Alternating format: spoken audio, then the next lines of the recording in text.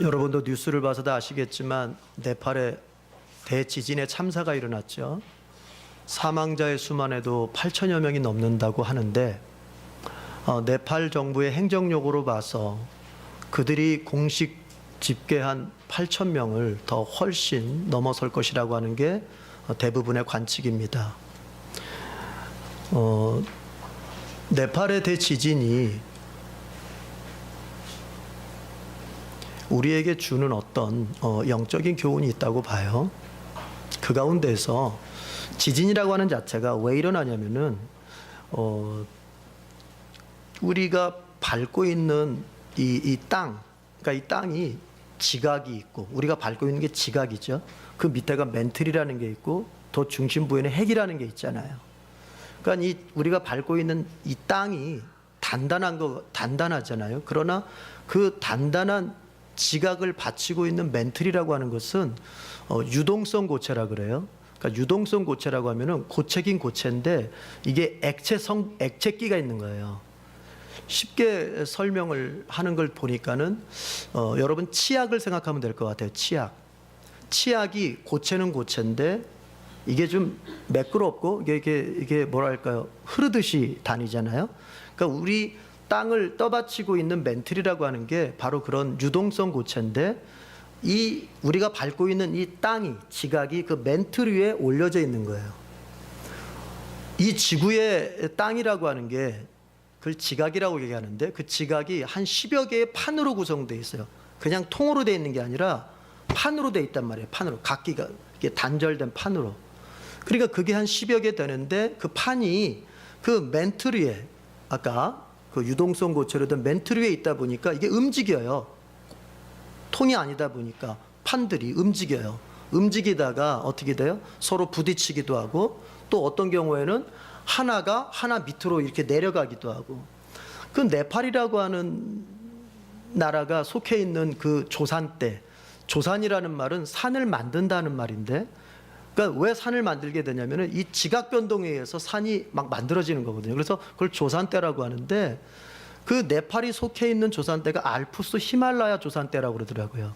그러니까 거기는 인도판하고 유라시아판 이 두 개의 지각판이 서로 부딪히는데 인도판이 유라시아판 밑으로 내려가서 계속 밑으로 내려가니까 이 유라시아판이 올라가게 된단 말이에요. 그렇죠? 내려가니까 올라가잖아요. 상대적으로. 이 유라시아판이 올라가면서 생기는 게 바로 히말라야 산이라고 그러더라고요. 그러니까 원래는 2500만 년 전에는 그들이 계산해 볼 때 그들이 이제 과학자들이 계산하는 바에 의하면 2500만 년 전에는 이 히말라야 산이 바닷속에 있었다는 거죠. 땅이. 그러다가 이게 인도판이 계속 유라시아판을 미니까 이게 점점점 융기해 가지고 히말라야 산이 됐다고 하는데, 그러니까 히말라야 산 꼭대기에서 조개 껍질이 발견될 수 있는 이유가 바로 거기 있는 거예요. 원래는 바닷속에 있었기 때문에. 그런데 이걸 얘기하고 싶은 겁니다. 우리가 생각할 때 우리가 지금 딛고 사는 이 땅, 이것이 굉장히 견고하고 변함없을 것 같고 이것이 완벽하고 안전할 것 같지만, 여러분 우리가 딛고 있는 이 땅이라고 하는 게 결국에는 마치 물 위에 떠 있는 판처럼 불안전하고 견고하지 않고 항상 위험성이 있는 거예요. 여기에는 하나님이 우리에게 주시는 영적인 상징적인 의미가 있다고 봐요. 무슨 얘기일까요? 이 세상은 결코 견고하지 않아요. 이 지구라고 하는 것은 결코 안전하지가 않아요. 언제든지 우리가 살고 있는 삶의 환경이라고 하는 것은 뒤집힐 수 있고 무너질 수 있고 언제든지 가라앉을 수 있는 게 우리가 살고 있는 지구의 모습이고 우리가 딛고 있는 딱딱해 보이는, 견고해 보이는 이 땅의 현실이에요. 그런데 사람들은 여기에다가 자신의 인생 모두를 걸고 있어요. 안전하지 않은 곳에 자신의 인생 모두를 걸고 있어요. 또 한 가지 뉴스를 봤는데 그것은 뭐냐면 룩셈부르크의 총리인 그자비엘 베텔이라고 하는 사람이 동성애자인데 자기의 동성애 파트너인 남성과 결혼을 했다는 소식이었어요. 그 베텔 총리가 작년에 그 LA 타임즈랑 인터뷰하는 것이 나왔는데 거기서 그런 얘기를 해요. 그 파트너가, 동성 파트너가 이제 청혼을 했는데 자기가 예스라는 답변을 했다. 그러면서 그 이유를 밝혀요. 커밍아웃을 한 거죠. 자기가 동성애자라고 하는 것을 이제 세상에 드러낸 거죠. 그 이유를 밝히는데 이런 얘기를 해요.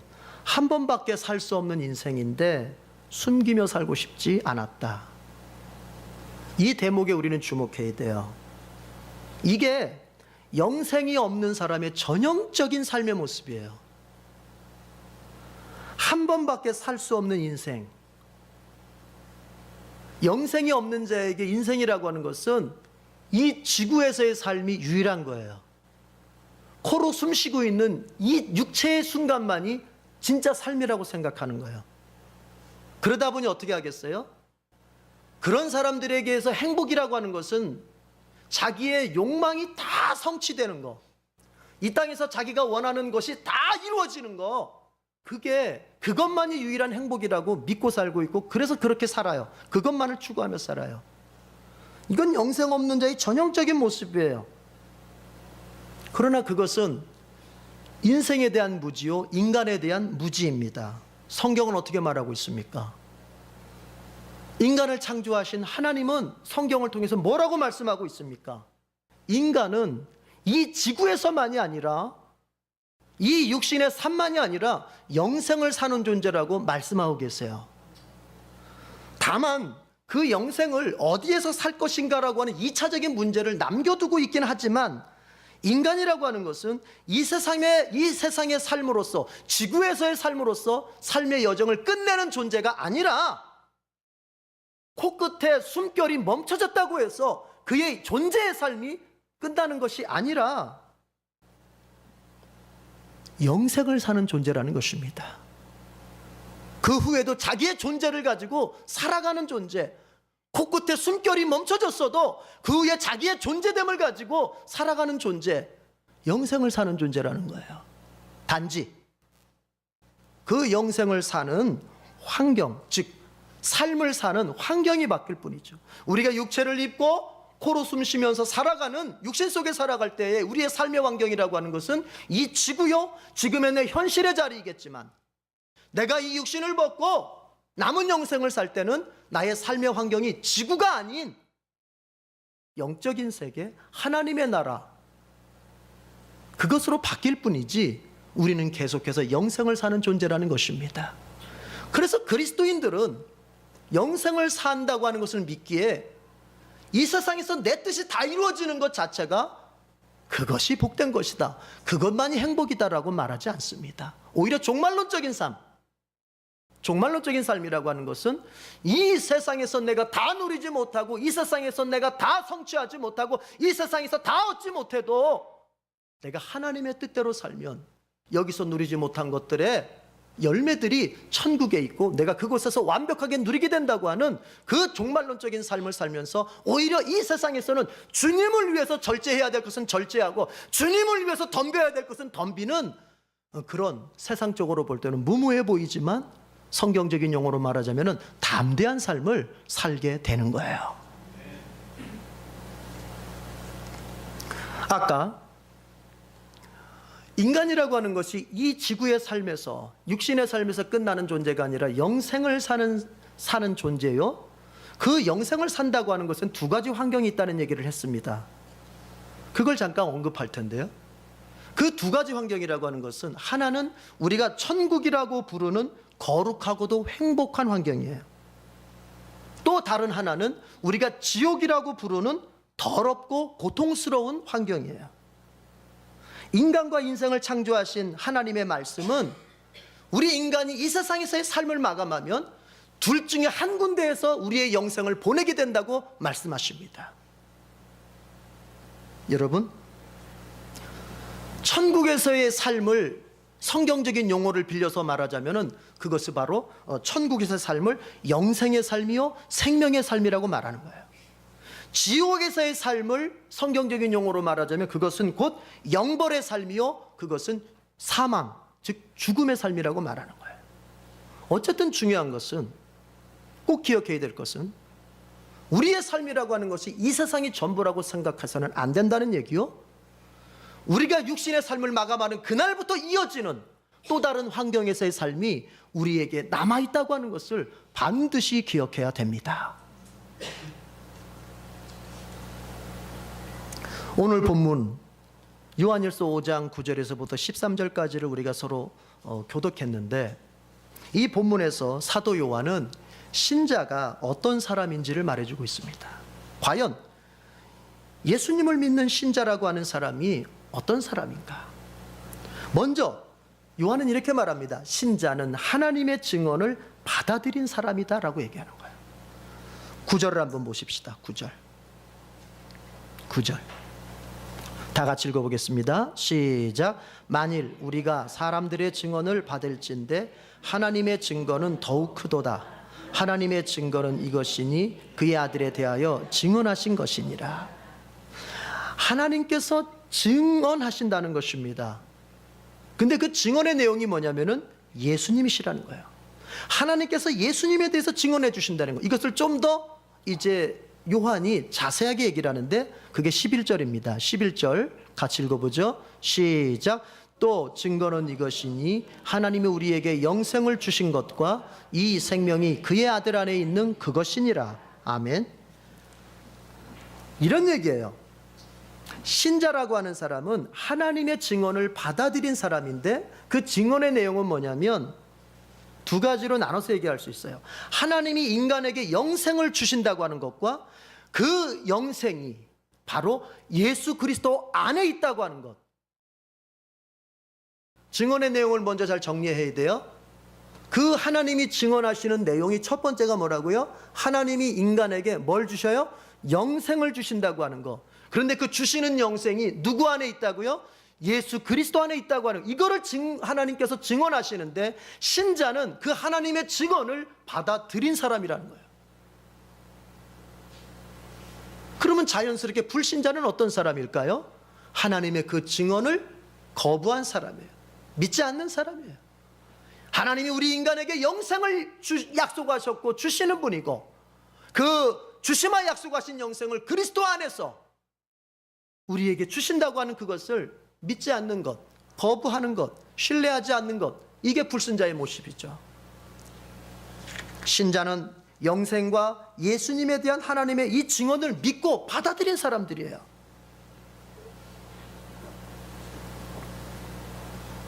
그런데 하나님께서 우리에게 증거를 주시는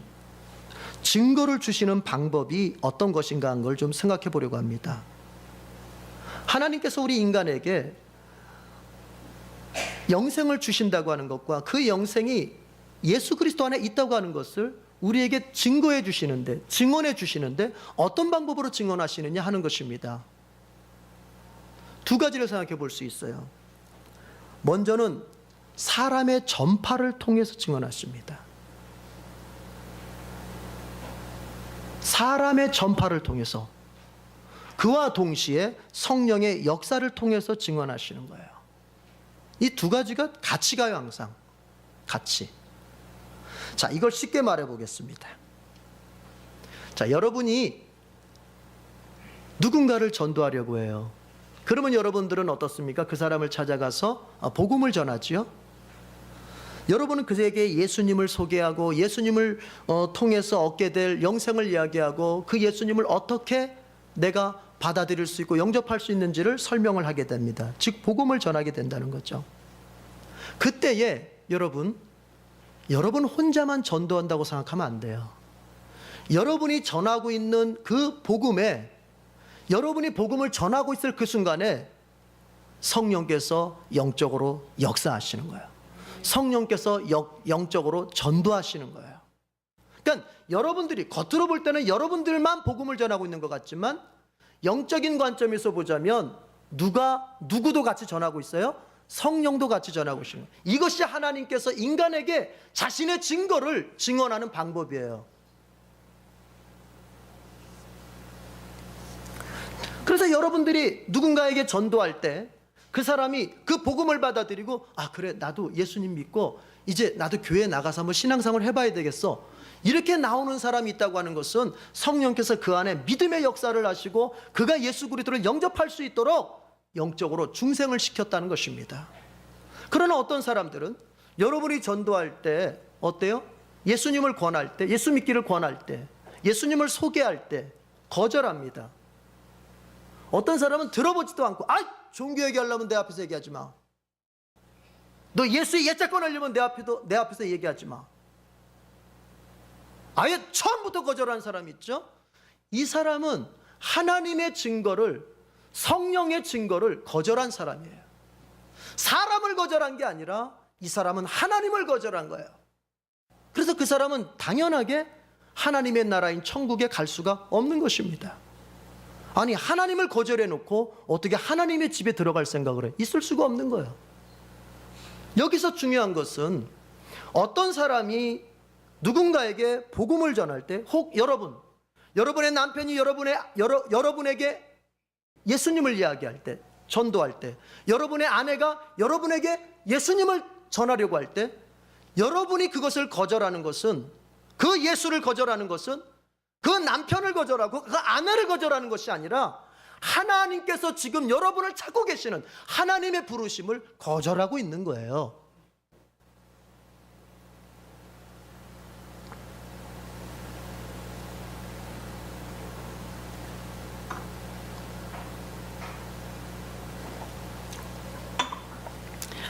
우리가 전도할 때 반드시 기억하십시오.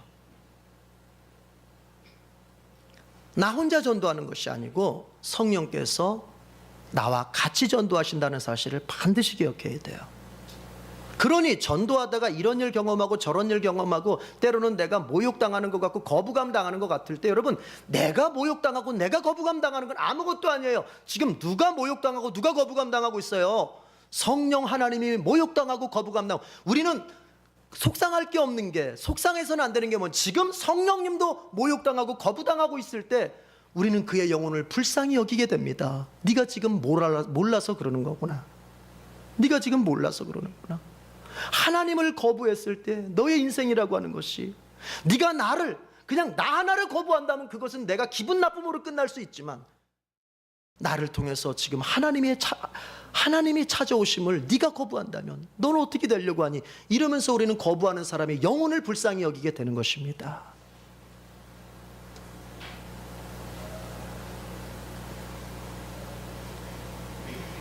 그 증거를 보겠습니다. 여러분, 9절 전반절 읽어보겠습니다. 제가 그만할 때까지 읽어보세요. 9절 전반절 시작. 만일 우리가 사람들의 증언을 받을, 거기까지 사람들의 증언이 있었어요. 자, 10절 전반절 읽어보겠습니다. 시작. 하나님의 아들을 믿는 자는 자기 안에 거기까지 보겠습니다. 자기 안에 증거가 있어요. 자기 안에 증거라는 게 뭐냐? 바로 성령이 듣는 이의 마음속에 역사해 주심을 말하는 거예요. 그러니까 어떤 사람이 전도를 통해서 구원받는다고 하는 것은 사람의 증거와 성령님의 역사하심이 항상 한 세트로 일하기 때문에 되는 거예요. 그래서 전도 나가기 전에 반드시 성령께서 역사하실 수 있도록 전도자는 기도를 많이 하고 나가야 될 이유가 거기 있는 거예요. 그냥 나가서 커피나 주고 그냥 내가 뭐 선물이나 주면서 야, 교회 나가자, 이거는 전도하는 게 아니라 홍보하는 거예요. 그 영업 뛰는 거예요. 영업 뛰는 거. 전도는 그게 아니에요. 내가 전하는 그 복음에 성령님 역사하시옵소서, 그걸 요청하는 기도를 많이 하고 그리고 전도하러 나가야 되는 거예요.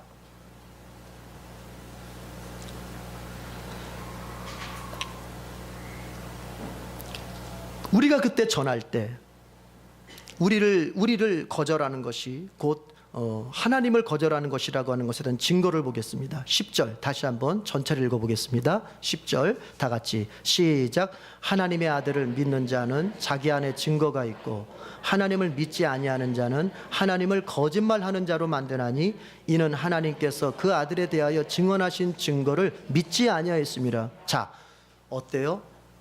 사람을 통해서 성령의 역사하심을 통해서 하나님께서 영생을 주신다고 하는 것과 네가 예수 믿으면 그 영생을 얻을 수 있다고 하는 것을 말씀하실 때, 그것을 그 사람이 전해주는 것인 줄 알고 거절할 때, 그것은 결과적으로 하나님을 거절하는 것이고 하나님을 거짓말하는 분으로 만들어버리는 것이라는 거예요.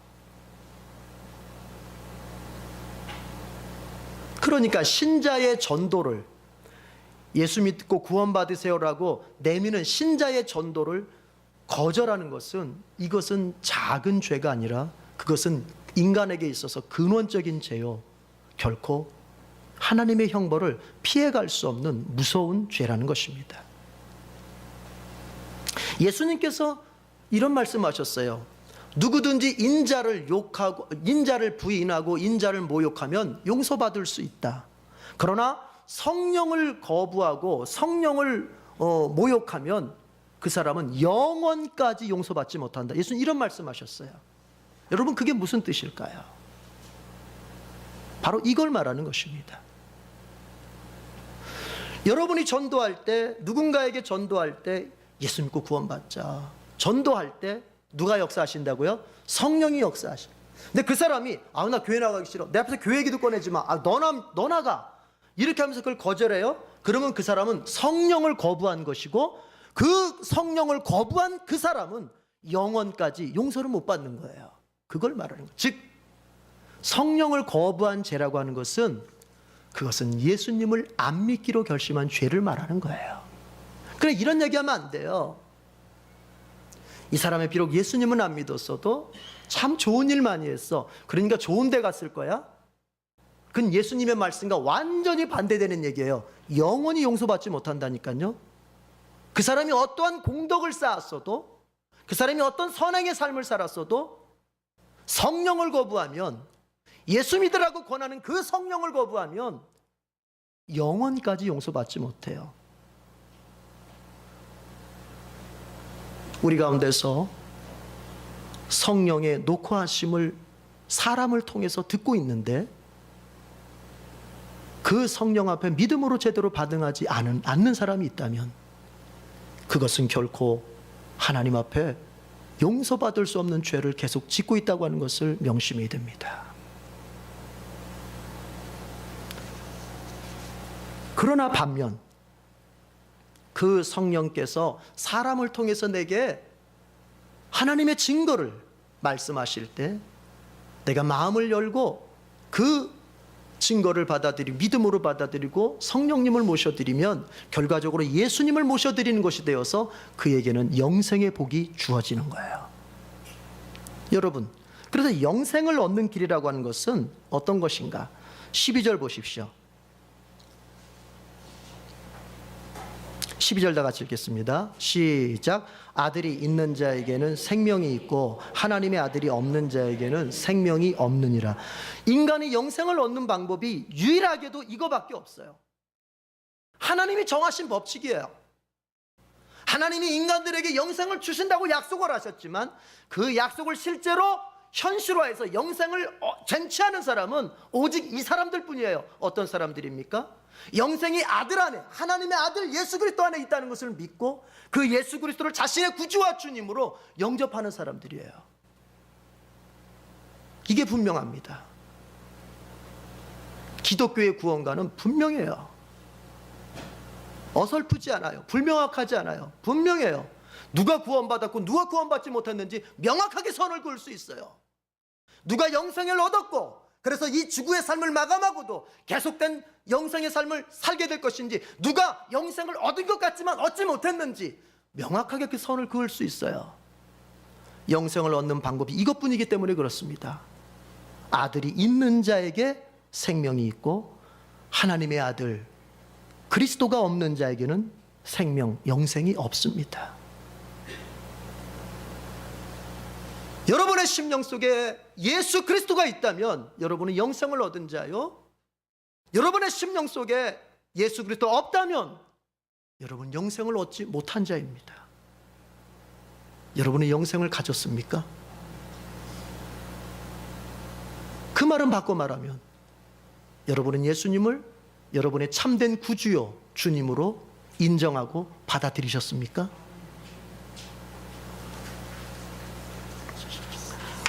그거를 살펴볼 수 있습니다. 회심이라는 말이 있죠.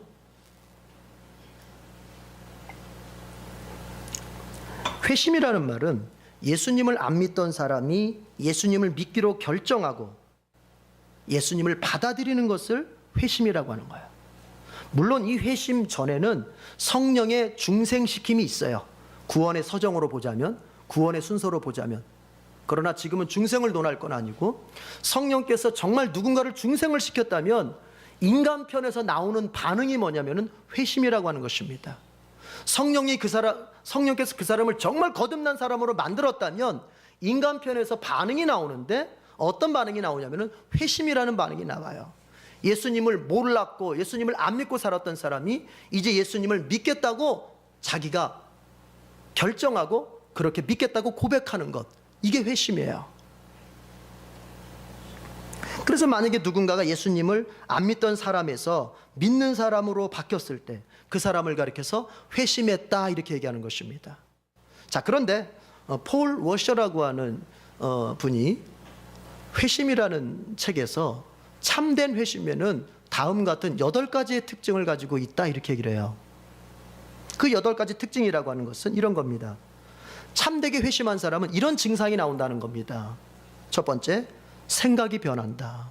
그럼요. 하나님이 없다고, 하나님이 없는 줄 알고 생각했던 사람, 하나님이 두려워하는 그런 생각이 없던 사람이 하나님이 살아계시고 하나님을 두려워할 줄 아는 생각으로 바뀌는 거예요. 생각이 변한다. 두 번째, 죄를 슬퍼한다. 여기서 말하는 죄는 도덕적, 윤리적 죄도 포함하지만 자기가 하나님 앞에서 하나님 없이 살았던 삶 자체를 막 슬퍼하는 거예요. 세 번째는 그 죄를 인정하고 고백한다.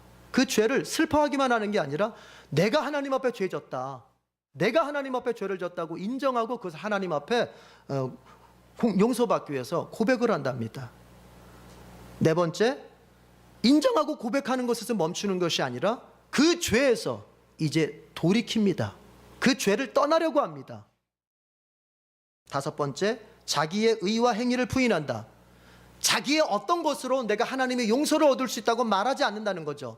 난 지금까지 법 없이도 살아왔던 착한 사람이야, 내가 지금 도운 사람만 해도 몇 명이 되는데, 이런 자기의 의를 예수님의 십자가의 은총보다 더 내세우지 않는다는 얘기죠.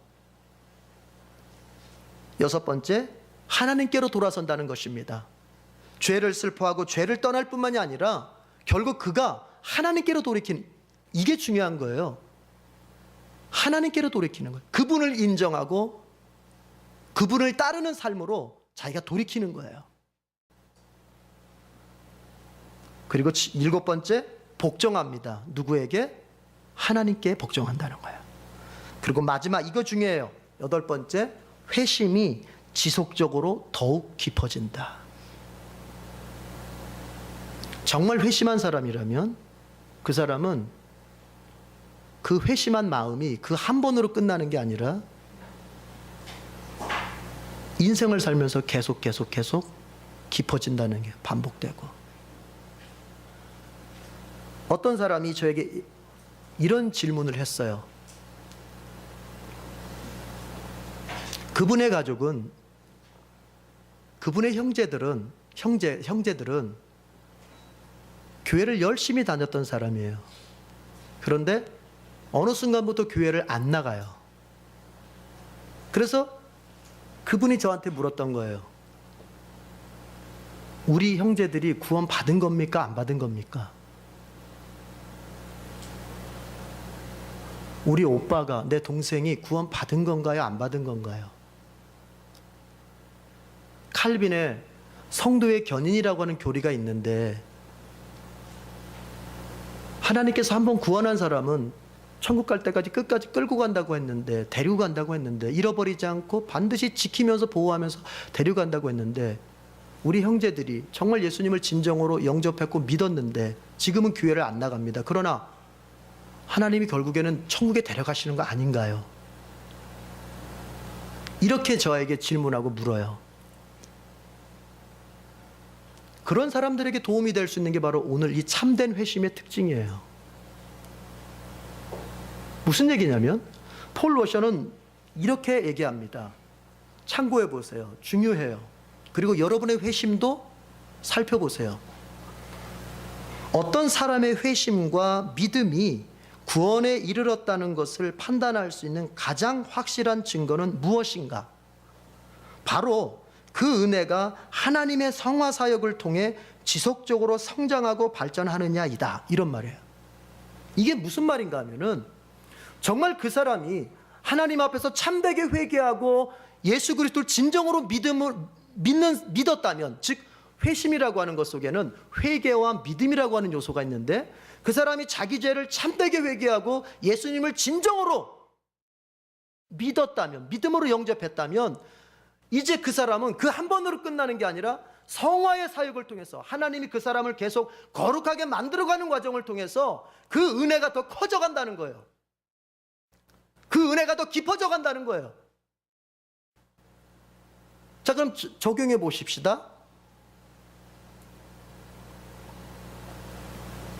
아까 말한 그분의 형제들이 참되게 회심을 해서 구원을 받은 사람이라면 그분들이 교회를 떠날 수 있을까요? 없죠.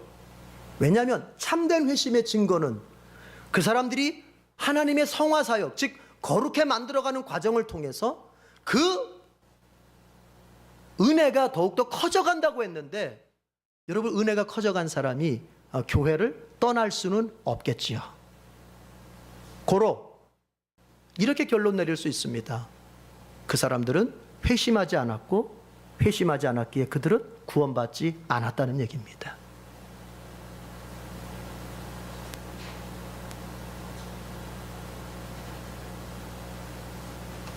여러분들이 하나님 앞에서 참되게 회개하고 그리스도를 진정으로 영접했다면, 여러분들은 거룩해져가는 성화의 삶 속에서 매일매일 하나님의 은혜가 내게 차고 넘치는 것을 경험해야 마땅합니다. 그래서 이 사람이 구원을 받았는지 안 받았는지,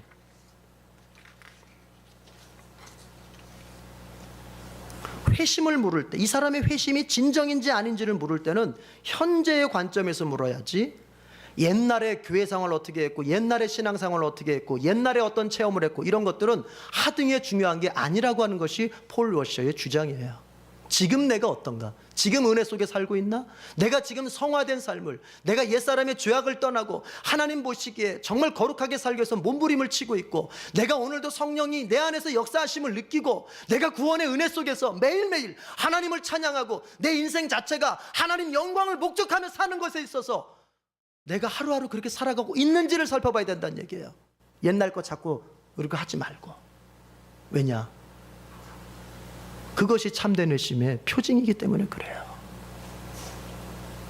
그렇다고 해서 여러분, 우리가 회심할 때 그 8가지 특징, 아까 제가 일러드린 그 8가지 특징이 한 번에 다 완벽하게 드러난다는 얘기가 아닙니다.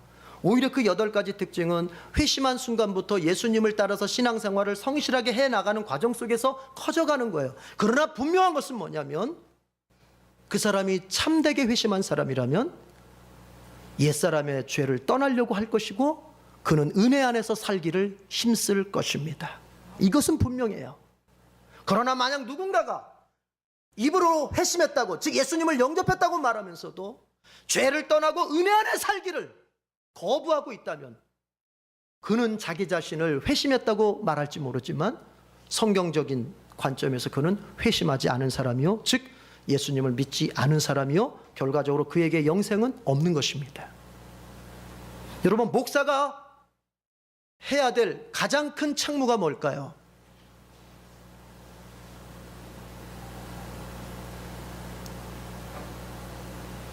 여러분한테 인간적으로 잘해주는 게 목사가 해야 될 가장 큰 책무일까요?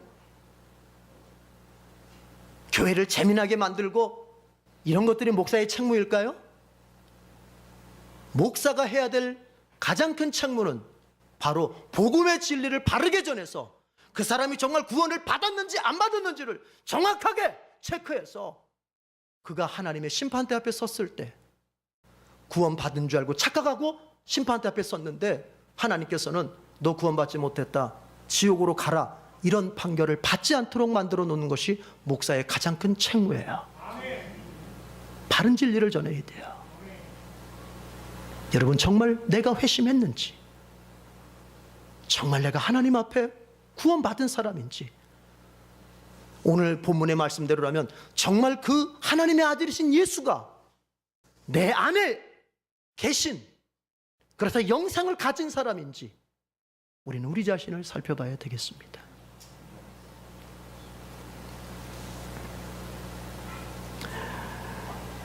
이번에 발생한 네팔의 대지진은 예고된 재앙이라고 하는 것이 모든 학자들의 일치된 견해예요.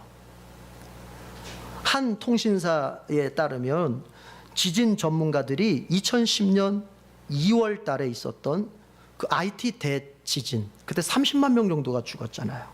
그 IT 대지진 참사 직후에 예언을 했답니다. 다음 차례는 네팔이다. 그 강도는 8.0 정도 될 것이다. 이미 2010년에 벌써 예언을 했대요. 심지어는 그 이번에 네팔의 대지진이 발생하기 일주일 전만 해도 그 네팔의 수도 카트만두에 50여 명의 지진 전문가들이 모여서 여기가 지진이 발생했을 경우 어떻게 이게 조치를 취해야만, 발생하기 전에 조치를 취해야만 그 피해를 최소화시킬 수 있다고 그렇게 회의까지 열었대요. 그러나 어느 누구도 그들의 예언을 진지하게 듣지 않았습니다. 그 결과로 입에 담고 싶진 않지만 네팔의 대비극이, 대참사가 일어났던 거예요. 여러분, 성경은 예언합니다. 영생을 가진 자와 영생을 갖지 못한 자의 그 남은 삶이라고 하는 것이 어떠하다고 하는지 성경은 분명히 예언해 주고 있습니다. 영생을 가진 자는 하나님 나라에서 하나님과 함께 그 행복을 누리며 기쁨으로 살게 될 것이요, 영생을 갖지 못한 자는 하나님이 사탄을 벌하기 위해서 만드신 그 지옥에 사탄이 받아야 할 벌을 같이 받으며 고통의 세월을 산다고 성경은 분명하게 예언하고 있습니다. 성경의 예언을 무시하지 마십시오. 여러분이 영생을 가졌습니까? 아직 못 가진 사람에게 이렇게 더하여 이야기합니다. 영생을 얻는 길은 하나님의 아들이신 예수 그리스도를 마음에 모셔 드리는 것입니다. 아들이 있는 자에게는 영생이 있습니다. 기도하겠습니다.